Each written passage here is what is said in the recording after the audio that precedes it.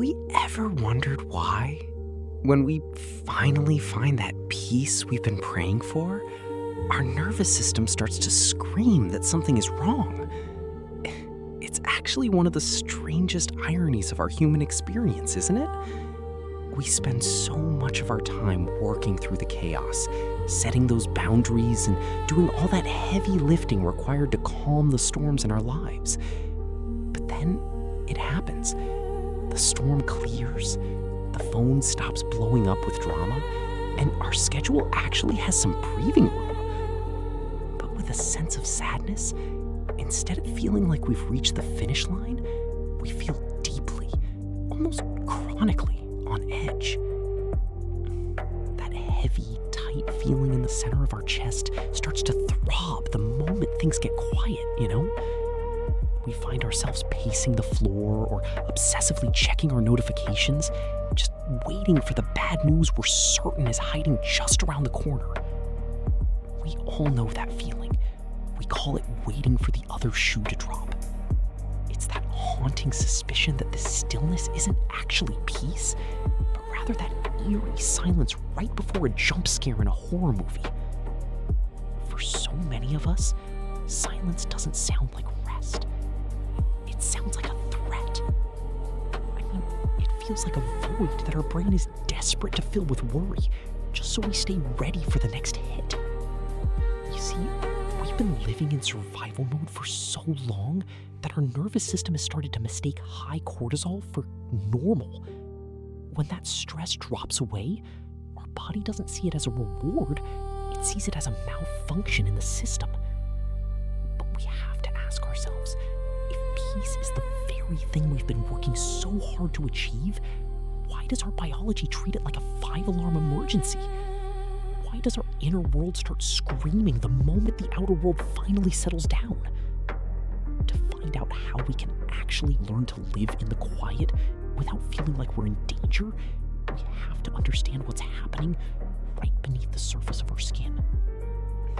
You know, the truth is, so many of us have spent years just living in a state of high alert. Whether it was a demanding career, a chaotic upbringing, or even just the relentless pace of modern life, well, our nervous systems have essentially been marinating in cortisol for a long time. We've been running this marathon so long that when we finally sit down, our body doesn't think, oh good, we're resting. No, instead it thinks, why aren't we running? Is something chasing us? We've actually conditioned ourselves to equate stress with safety. I mean, it sounds backwards, right? But when we're stressed, we're hyper-vigilant, we're on. We feel prepared for the absolute worst. So when a peaceful Sunday afternoon rolls around and there are no fires to put out, we feel exposed. It's like we feel like we've left the front door wide open in a bad neighborhood. See, in our minds, being busy is a shield. If we're always doing, we're always ready. For a lot of us, doing has really become our primary defense mechanism. As long as we're crossing things off a list or worrying about next week, well, we don't have to face what's happening inside. The external noise of the world, it acts like a white noise machine for our internal struggles. But when that machine turns off, the silence isn't actually silent. It's suddenly filled with all the thoughts, memories, and feelings we've been outrunning. This is exactly why we often, subconsciously, create our own chaos. Have you ever noticed that just when things start to get calm, we find ourselves picking a petty fight, or maybe checking work emails at 10 p.m.? We do this because the addictive rhythm of chaos, it feels familiar. It's predictable. You see, we know how to survive a storm, but we don't necessarily know how to sit still on a sunny day. Firmly but gently, we have to realize that this productivity as safety mindset is a survival trap.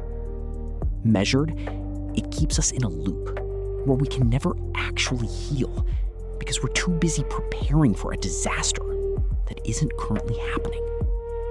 Softly, we've been taught that if we aren't stressed, we're being lazy. Or even worse, we're being vulnerable. here's the thing we rarely talk about. When the world finally gets quiet, why does it feel like our inner critic starts shouting through a megaphone? Empathetically, there's a reason why the peace we've been praying for feels like a threat to our very identity. And it leads us, together, into a part of the human experience that most of us are just terrified to face alone. Now, this brings us to a paradigm shift that we all really need to understand if we ever want to truly heal. You see, the core truth we have to realize is that peace isn't actually uncomfortable. It's just unfamiliar. In psychology, we often talk about a concept called homeostasis. I mean, think of it like our brain's internal thermostat, right? Its only job is to keep us at a steady, predictable state. But here's the catch. Our brain doesn't actually care if that steady state is healthy or toxic. It only cares that it stays the same. If we've spent years living on a steady diet of adrenaline, high-stakes drama, constant survival mode, well, our nervous system has basically calibrated itself to that chaos.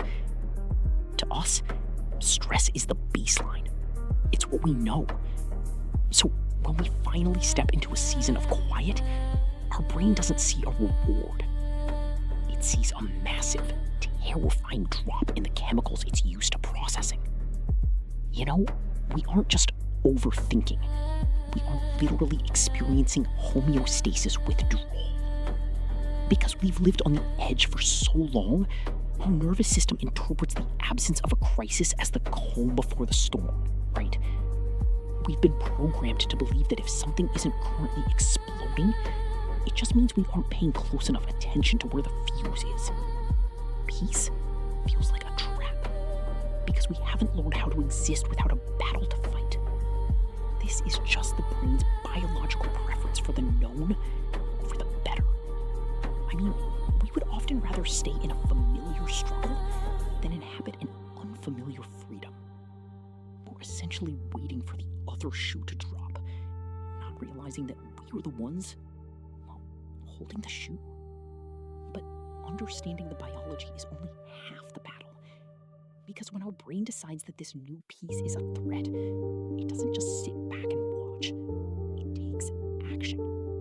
It starts looking for ways to get us back to that high-stress normal we're so used to.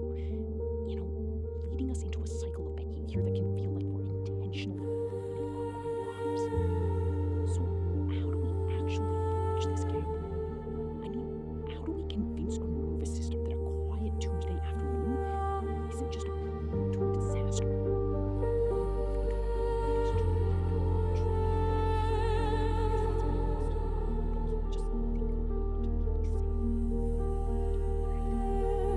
The first tool we use is something we call name and tame.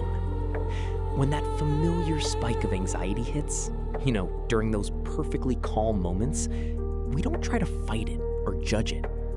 Instead, we simply acknowledge it out loud. We whisper to ourselves, I am safe.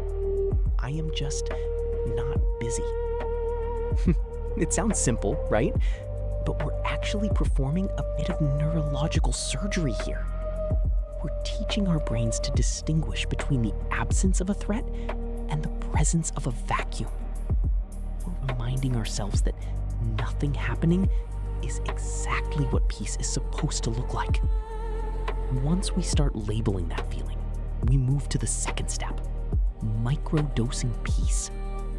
Look, if we've spent years in survival mode, a full hour of meditation might actually feel like torture.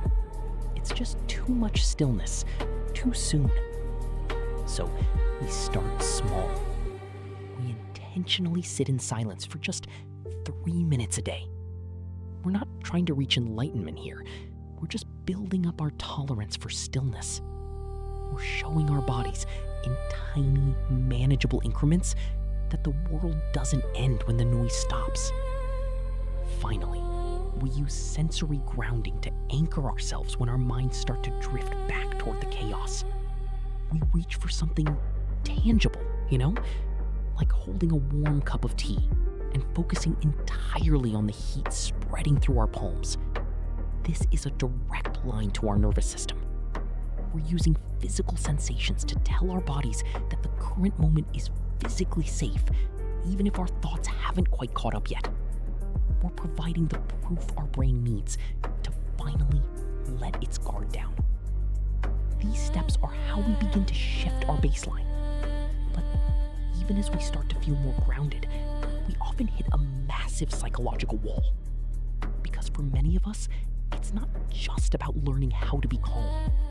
It's about answering a much deeper, more painful question. Why do we feel like we don't even deserve this peace in the first place? And that is where the real shadow work begins. You know, coming home to the quiet might be the hardest thing we ever do. For so long, we defined ourselves by our struggles, our busy schedules, and our ability to navigate a crisis. When that noise finally stops, it's only natural that we feel, well, a little lost. But we have to remember, this discomfort isn't a sign that something is wrong. It's actually proof that we are growing. Think of it like this. We've spent years learning how to survive the storm. But now, we're finally learning how to live in the sun. It takes time for our eyes to adjust to the light, right? We aren't boring now, and we aren't lazy. We are simply recalibrating our nervous systems to a frequency, one that doesn't require us to be in a constant state of fight or flight. The most important thing we need to understand is that peace, well, it isn't a destination we reach and then never leave. It's a skill. It's something we practice every single day. We choose it when we decide not to check our emails at 10 p.m., when we allow ourselves to just sit on the porch without a phone in our hand, and when we realize that a day without a win is still a day well lived. We really want to hear from you. What does a safe but not busy moment look like in your life lately? Maybe it's the way the light hits your kitchen in the morning, or that feeling of a clean house where nothing is urgent. Share those moments with us in the comments so we can celebrate that quiet progress together. If you found some value in our time together today, well, we'd love for you to subscribe to Psyche Unveiled. We're building a community here dedicated to understanding the beautiful, complex mess of being human, and we'd be honored to have you join us on this healing journey. Until next time, take a deep breath, give yourself some grace, and remember, you are allowed to be at peace.